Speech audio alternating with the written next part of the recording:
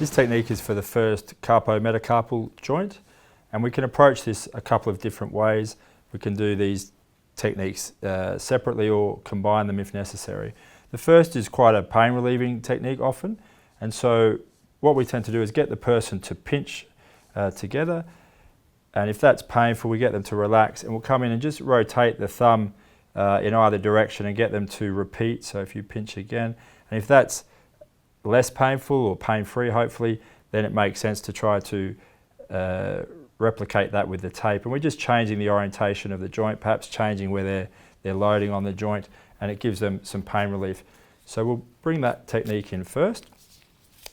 Just going to start on the thumb. So here we're assuming that we're going to rotate in this direction radially, which is certainly the more common direction.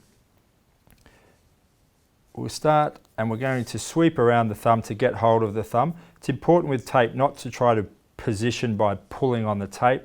That will often create too much tension or compression and a bit of a tourniquet effect, or shearing on the skin, and can result in a blister. Also, with regards to the fingers and thumbs, avoid getting pressure right over the corner of the nail bed, as that too can be uncomfortable and result in a bit of a blister. So once we get the tape on, we're going to sweep around to just get really good hold of the thumb.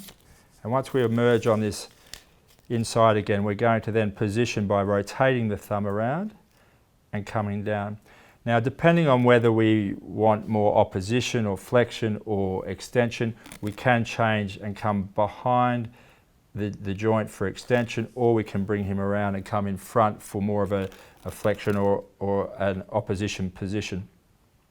By changing these positions, we might also be able to influence where the muscles are operating on the length tension curve, particularly that first dorsal interossei and our opponents, which seem to be very important for dynamically stabilizing our first carpometacarpal joint.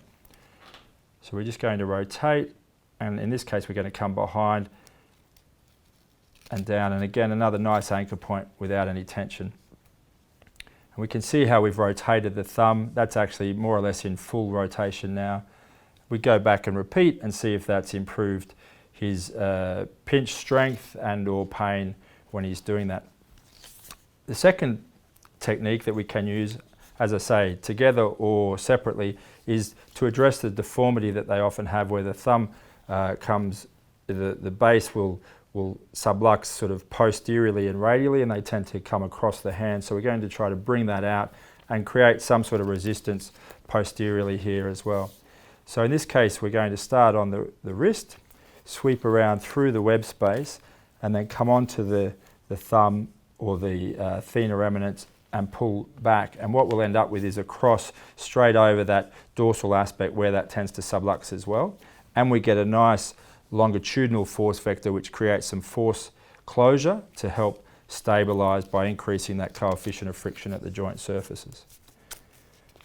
So we're going to start, again, always best to start on skin rather than on another piece of tape. You'll get better adhesion. Position in that short position.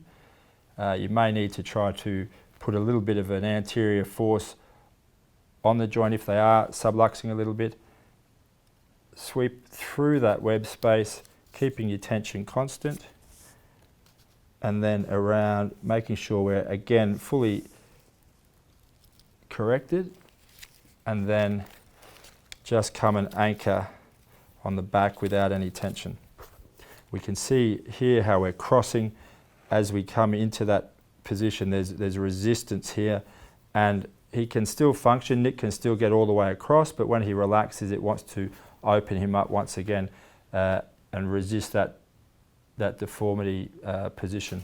Just pull out any creases if they're occurring in that web space and hold very well through there, as that is an area where tapes tend to lift. Go back and just check the circulation and that capillary return, and make sure with your warning with these sorts of circumferential techniques that you also say if they get any pins and needles or numbness that they remove the tape.